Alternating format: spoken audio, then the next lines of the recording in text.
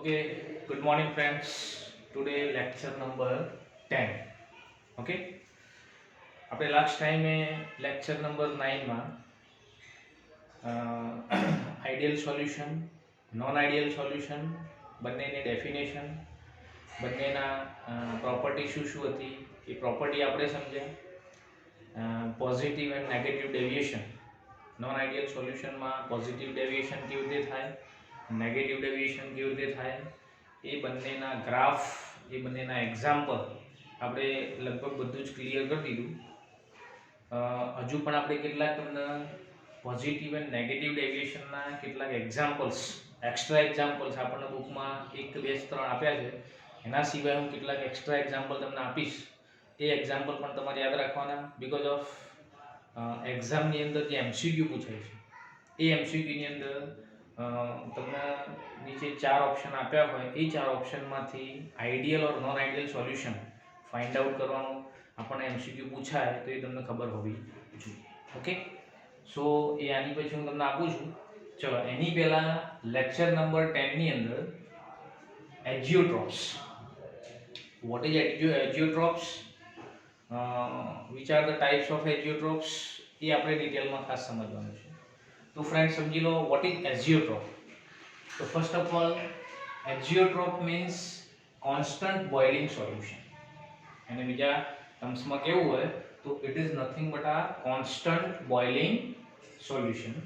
Now how you can classified and defined it. So what is azeotrophs?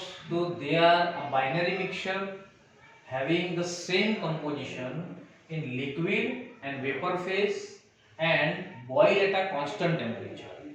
યાદ રાખો, એજીઓટ્રોપ છે એવા સોલ્યુશન છે કે જે સોલ્યુશનની અંદર લિક્વિડ ફોર્મમાં એન્ડ વેપર ફેઝમાં, એ જ્યારે લિક્વિડ ફેઝમાં હોય ત્યારે પણ એન્ડ વેપર ફેઝમાં હોય ત્યારે પણ એ બંનેના કમ્પોઝિશન જે છે, એના મોલ ફ્રેક્શન છે, it will B same.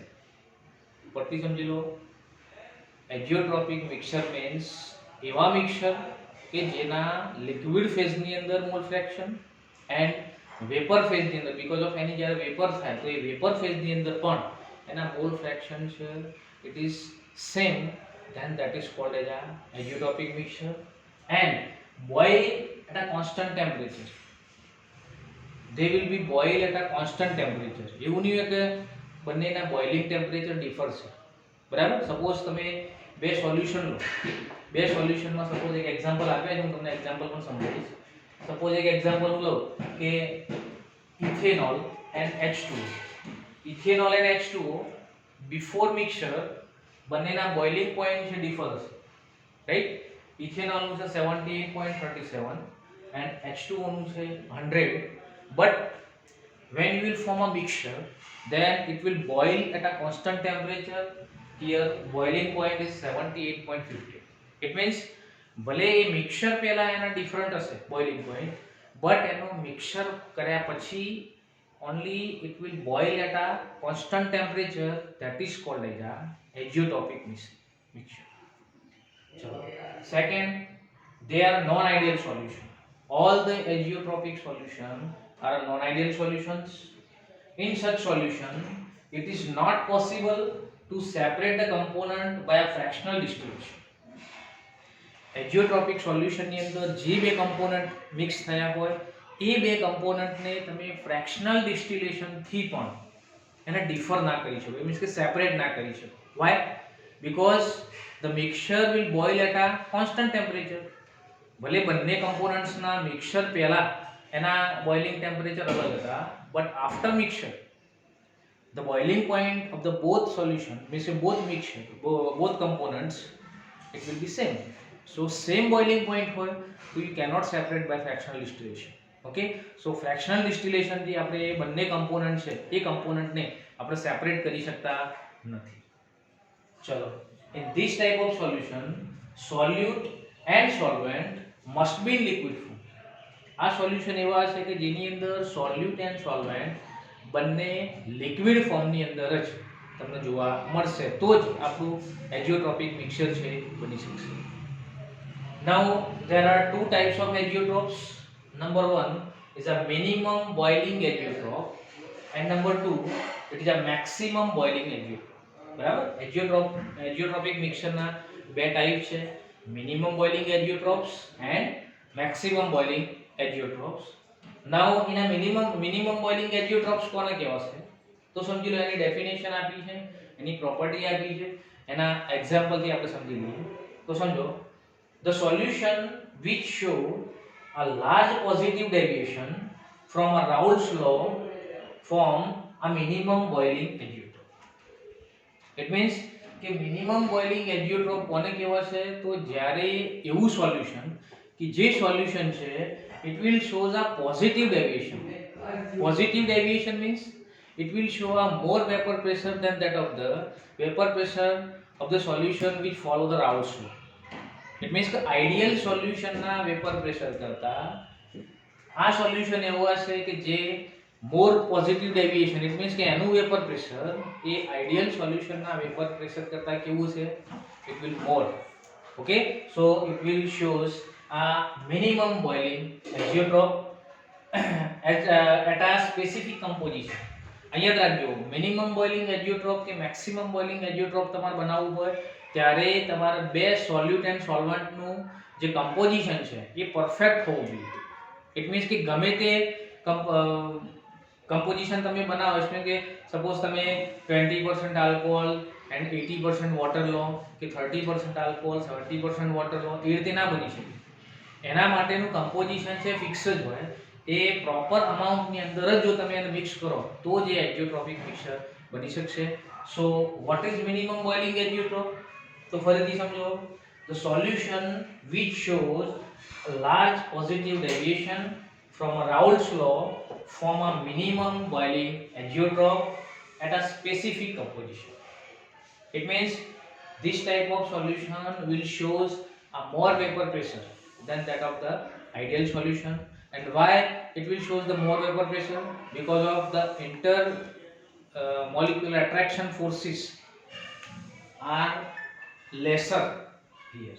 Okay, because of vapor pressure ક્યારે increase થાય? મેં કાલે તમને સમજાવ્યું કે attractive relation જે forces છે એ forces છે decrease થાય તો તમારું vapor pressure શું થશે?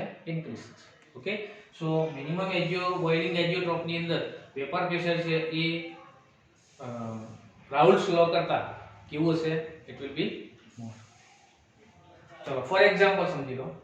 એના એક્ઝામ્પલમાં જો mixture of the ethanol and water. હવે જો mixture of ethanol and water, but કયું પ્રપોર્શન?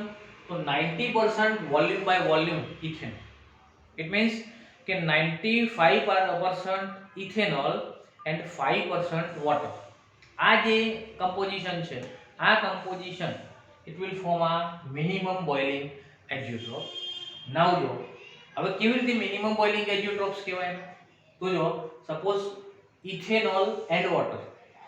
હિયર ઇથેનોલ એનું બોઇલિંગ પોઈન્ટ જુઓ 78.37, H2O નું બોઇલિંગ પોઈન્ટ છે 100 ડિગ્રી સેલ્સિયસ.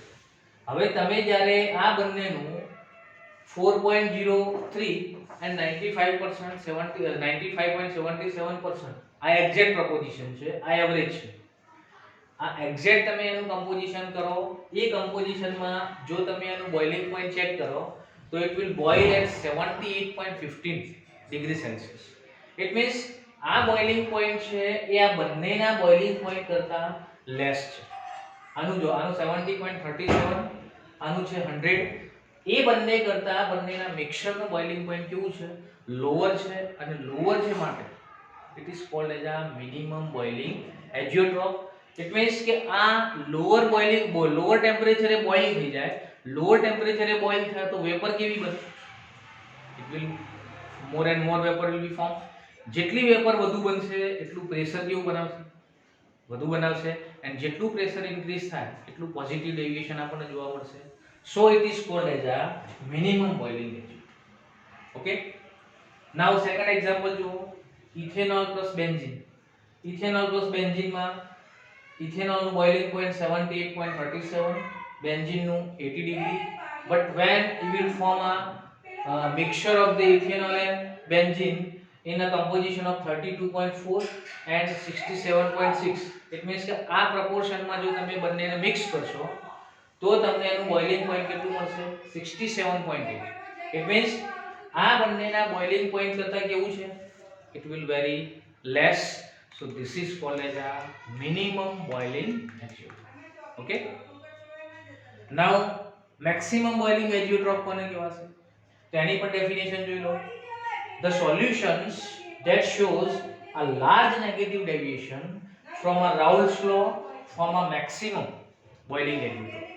It means કે અહીં તમારા બે સોલ્યુશન્સ એવા છે કે જે સોલ્યુશનના તમે મિક્સર કરો એની પહેલા જો તમે એના બોઇલિંગ પોઈન્ટ ચેક કરો, એ બોઇલિંગ પોઈન્ટ કરતા જ્યારે તમે એનું મિક્સર બનાવો ઇન પ્રોપર કમ્પોઝિશન, બરાબર, પ્રોપર અમાઉન્ટમાં એનું મિક્સર કરો, એ મિક્સરનું બોઇલિંગ પોઈન્ટ જો તમે ચેક કરો તો એ બોઇલિંગ પોઈન્ટ છે એ ઓરિજિનલ બોઇલિંગ પોઈન્ટ કરતા કેવું હશે, તો it will B higher.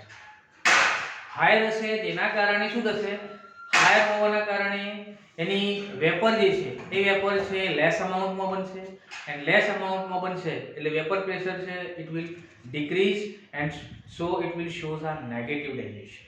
Okay, so this is called as a maximum boiling azeotrope. Okay, original જે કમ્પોનન્ટ્સ હોય એ ઓરિજિનલ કમ્પોનન્ટ્સ કરતા એનું મિક્સર બને એટલે બોઇલિંગ પોઈન્ટ છે it will increase, it will come to the maximum point. So it is called as a maximum boiling azeotrope. Okay, અહીં example આપે છે. પહેલું એક્ઝામ્પલ છે 68% volume by volume HNO3. It means કે 68% HNO3 and 32% water, આ બંનેનું જો તમે મિક્સર કરો તો જો આ મિક્સરની અંદર H2O નું બોઇલિંગ પોઈન્ટ 100 ડિગ્રી, HNO3 નું 78.37 ડિગ્રી. નાઉ એનું તમે મિક્સર બનાવો 32% and 68% માં તો તમને એના મિક્સરનું બોઇલિંગ પોઈન્ટ કેટલું મળશે 125.5 degree. Okay, so it will highest maximum થઈ ગયું, so that is called as a maximum boiling.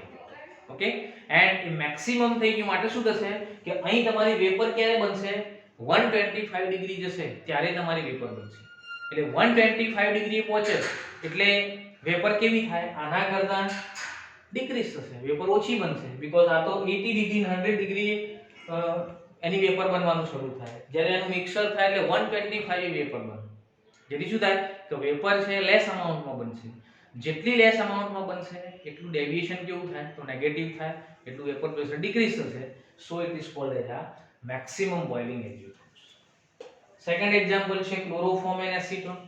Chloroform acetone છે એનું બોઇલિંગ પોઈન્ટ જો ક્લોરોફોર્મનું 61.2 ડિગ્રી, એસીટોનનું છે 56 degree.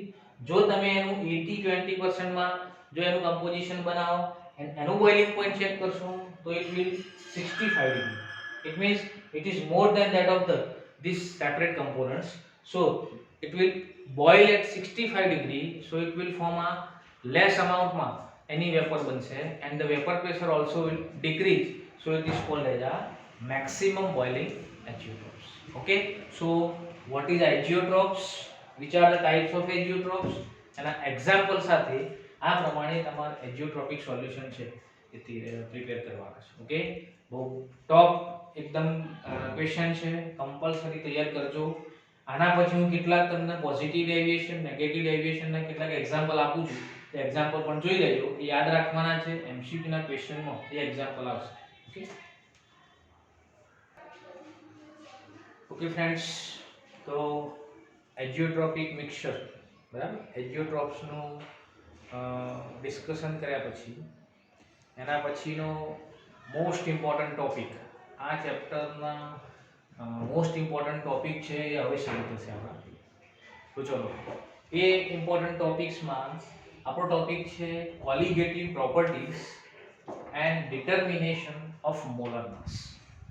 So what is colligative property? પહેલા તો તમને કોલિગેટિવ પ્રોપર્ટીનો મતલબ શું, કોલિગેટિવ પ્રોપર્ટી કોને કહેવાશે, આ ખાસ તમારે પહેલું તો ડિસ્કસ કરવું પડશે આપણે. Okay friends, we are discussing about the colligative property and determination of molar mass. તો મેં તમને પહેલા જ કહ્યું કે what is colligative property. colligative property કોને કહેવાય એની ડેફિનેશન પહેલા તમને ખબર પડી. તો friends what is colligative property?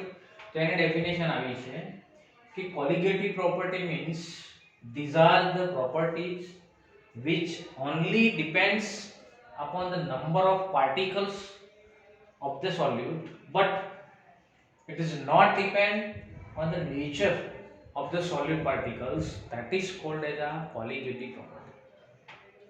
પરથી સમજી લો, colligative property એવી property છે which will only depend upon the number of particles which are after dissolution forming in the solution.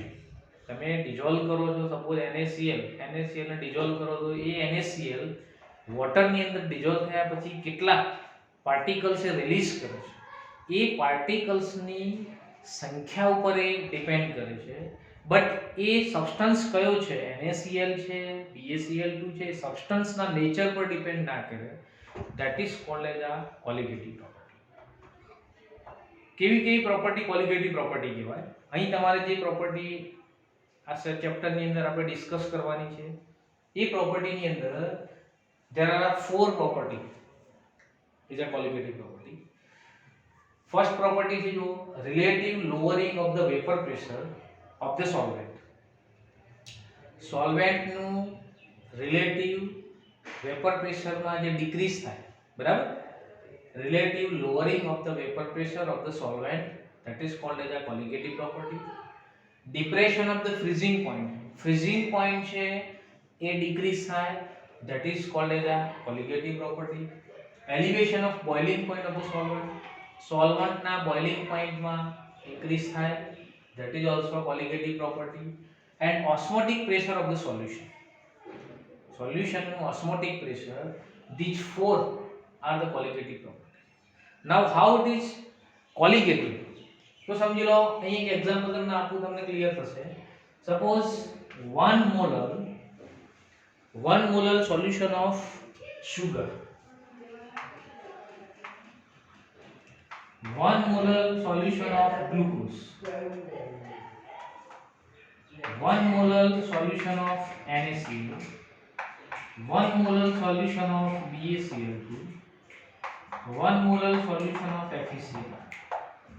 Okay friend, ચલો આ બધા જે મેં તમને જેટલા પણ એક્ઝામ્પલ આપ્યા, બધા એક્ઝામ્પલની અંદર દરેકના મોલાલિટી સેમ આપ્યા છે, બટ સબસ્ટન્સ બધા ડિફર છે. હવે અહીં જે કોલિગેટિવ મેં 4 ટાઈપ્સની કોલિગેટિવ પ્રોપર્ટીની વાત કરી, એ 4 ટાઈપ્સની કોલિગેટિવ પ્રોપર્ટીમાંથી કોઈ પણ colligative property it will only depend upon the number of the particles, but it will not depend upon the nature of particles. Means sugar છે એ જ્યારે પણ વોટરની અંદર તમે ડિઝોલ્વ કરો તો સુગર છે એનું આયોનાઇઝેશન થાય નહીં, એટલે એનામાં નંબર ઓફ પાર્ટિકલ કેટલા રહેશે, કેટલા જ, તમે જેટલા ડિઝોલ્વ કરો છો કેટલા જ, એટલે એની અંદર જે સોલ્યુટના જે નંબર ઓફ પાર્ટિકલ છે એક જ હશે, બરાબર, બીકોઝ ઓફ એમાં ડિઝોલ્યુશન થવાનું, ડિઝોલ્વ થશે બટ એનું આયોનાઇઝેશન થશે. તો એની અંદર નંબર ઓફ પાર્ટિકલ છે એ સોલ્યુશનની અંદર ઓન્લી 1 જ રહેશે. ગ્લુકોઝની અંદર પણ સેમ છે, because of glucose it will also form ideal solution. So ગ્લુકોઝમાં પણ નંબર ઓફ પાર્ટિકલ કેવો રહેશે, ઇટ ઇઝ ઓલસો 1. એટલે અહીં જો અહીં 1 મોલર સુગર લો કે 1 મોલર ગ્લુકોઝ લો, બંનેમાં નંબર ઓફ પાર્ટિકલ સેમ છે, ભલે સબસ્ટન્સ બંને અલગ છે, એક સુગર છે એક છે ગ્લુકોઝ. સો ભલે સબસ્ટન્સ બંને અલગ હોય, બંનેના નેચર અલગ હોય, but when it will dissolve in the solution then it will give only same number of particles. So these 4 colligative property will be same in these two solutions. sugar માં પણ જેટલું relative vapor pressure solvent નું down થશે એટલું જ શામાં થશે, ગ્લુકોઝમાં. depression of the freezing point જેટલું સુગરમાં સોલ્વેન્ટમાં થશે એટલું જ શામાં થશે, ગ્લુકોઝ. ઇટ મીન્સ કે ચારે ચાર કોલિગેટિવ પ્રોપર્ટી છે એ સુગર એન્ડ ગ્લુકોઝ ની સેમ રહેશે. Why? Because of there is a number of particle in the solution is the same. But 1 molar NaCl માં તમે જોશો તો 1 molar NaCl માં there will be number of particles will be 2, Na plus and Cl minus. So the colligative property which related to the number of particles. So the colligative property, it means the relative lowering vapor pressure is double into the NaCl compared to the glucose or sugar. Okay, the elevation of boiling point of the solvent is a double compared to the glucose and sugar. Okay, same in a BaCl2, it will become a 3 times.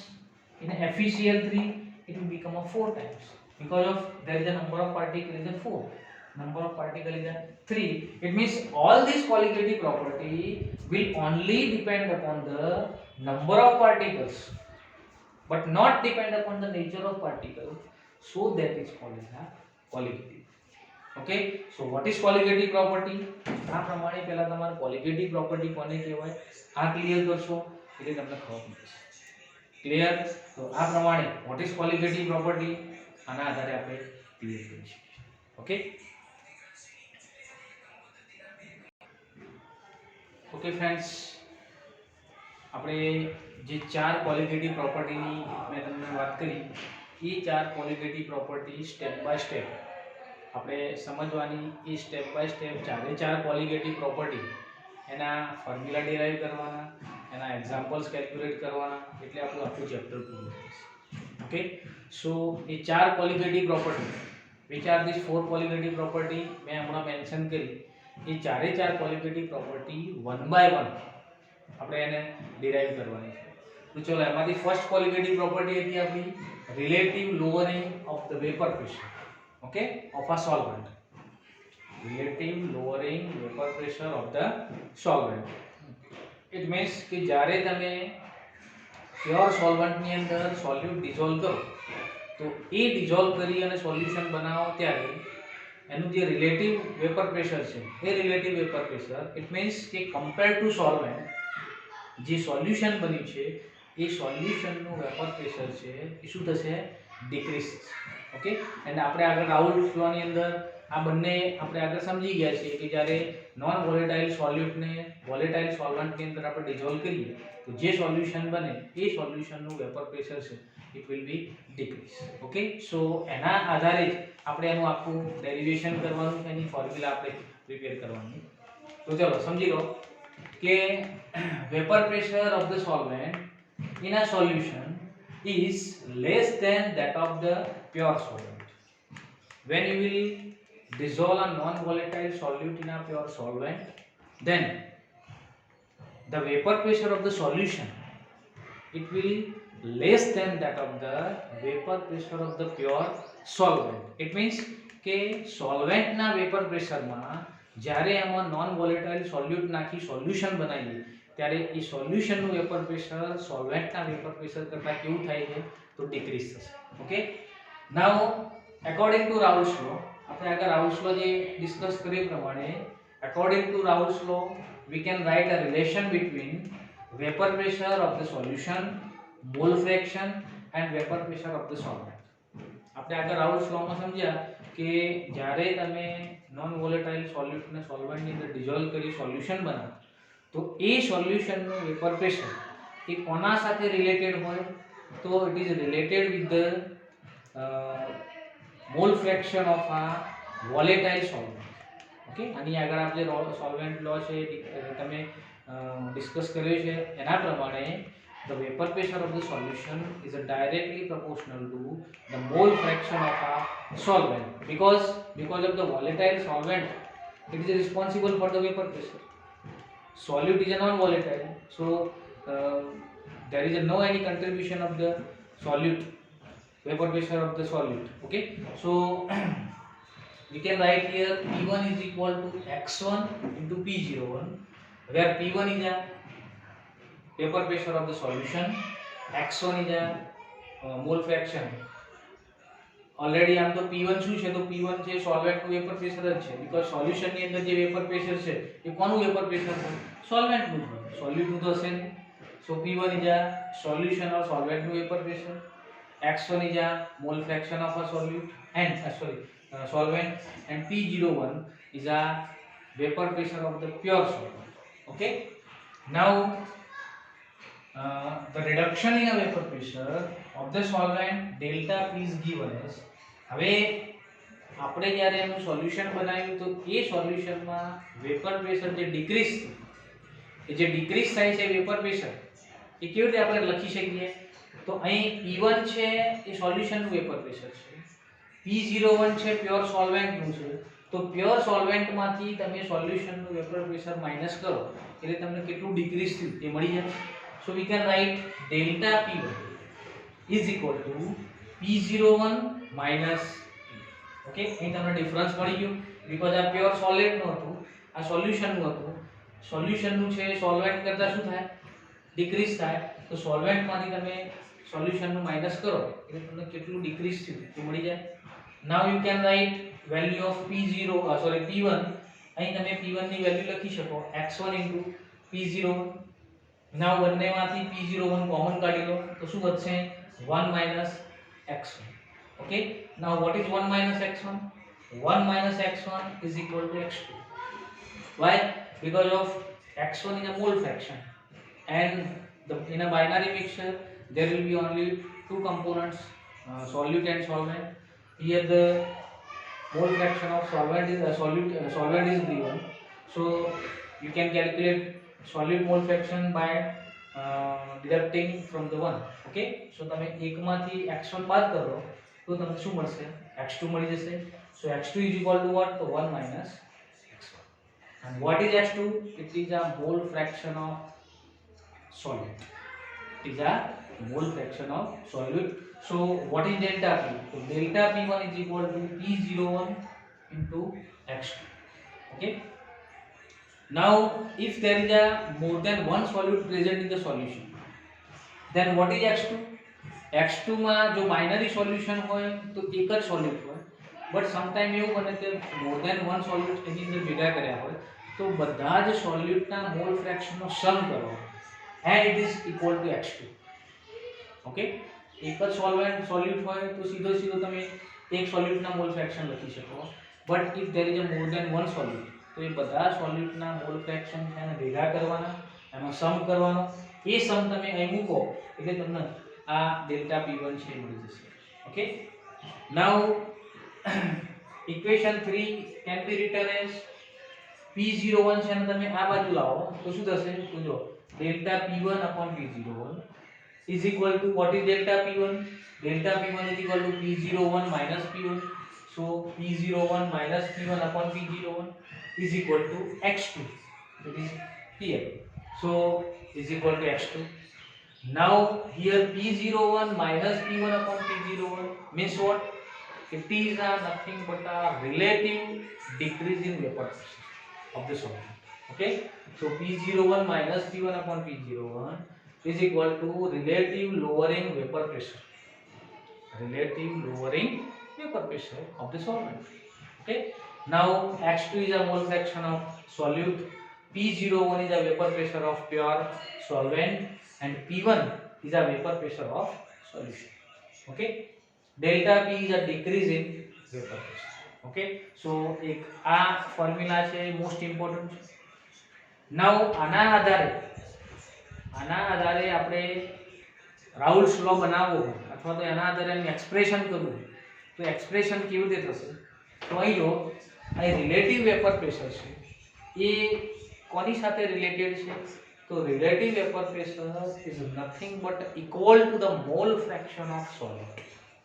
It means સોલ્યુટના જે mole fraction તમે calculate કરો એ mole fraction is equal to the relative lowering the vapor pressure. Okay, so you can write here the expression is relative lowering vapor pressure and is equal to the mole fraction of the solute. Relative lowering the vapor pressure is equal to the mole fraction of the solute. Because of vapor pressure decrease થાય કોના ઉપર depend કરે છે તો સોલ્યુટ ના mall fraction ઉપર amount of solute ઉપર depend કરે છે, બટ એ પણ યાદ રાખજો it will not depend upon the nature of the solute, only it will depend upon the amount or mole fraction of the solute. Okay, now equation number 4 you can write like here P01 minus P1 upon P01 equal to x2 છે. Now what is x2? x2 is nothing but a mole fraction, So N2 upon N1 plus N2. Here N2 is a moles of solute, N1 is a moles of solvent. Okay, so આપણે X2 બરાબર આ લખી શકીએ, right? Now if there will be a solute in a very trace amount, એકદમ small amount માં solute હોય, તો total mole fraction means કે total mole ની અંદર આપણે solute ના moles ને neglect કરી શકીએ. સપોઝ સોલ્વન્ટ ના મોલ 10 હોય એન્ડ સોલ્યુટ ના મોલ 0.1 હોય, તો પછી 0.1 પ્લસ 10 ઇઝ ઇક્વલ ટુ 10.1 લખો કે નિયર બાય 10 લખો, ઇટ ઇઝ સેમ. સો એ ટાઈમે કે સોલ્યુટ ના mole very less than that of the solvent, then you can write here P01 minus P1 upon P01 is equal to N2 upon N1 because of N2 double less than N1. Okay, એટલે જો એકદમ very dilute solution હોય કે સોલ્યુટના moles ખૂબ ઓછા હોય એ વખતે આપણે આ પ્રમાણે પણ લખી શકીએ. નાઉ આ ફોર્મ્યુલાની અંદર આપણે N2 N1 બંનેની વેલ્યુ મૂકી દો. What is N2? N2 means W2 upon M2 and N1 W1 upon M1. હવે એને તમે નીચે લઈ જશો તો એ ઉલટું થઈ જશે. સો W2 upon M2 into M1 upon W1. This is also a final formula. When the weight and molecular weight of the solute and solvent is given, you can calculate the relative lowering vapor pressure by this formula. Okay, where what is W1 W2? So here W2 is equal to the weight of solute, W1 is equal to the weight of solvent, M1 is equal to the molecular mass of the solvent, and M2 is equal to the molecular mass of solute. Okay, so અહીં બધા જ equation છે, most important છે. આ equation આ equation આ equation આ equation અને આ ઇક્વેશન બધા જ ઇક્વેશન છે એ કેલ્ક્યુલેશન માટે મોસ્ટ ઇમ્પોર્ટન્ટ છે. આખે આખું તમારે ડેરિવેશન આપણી નોટમાં લખી દેવાનું.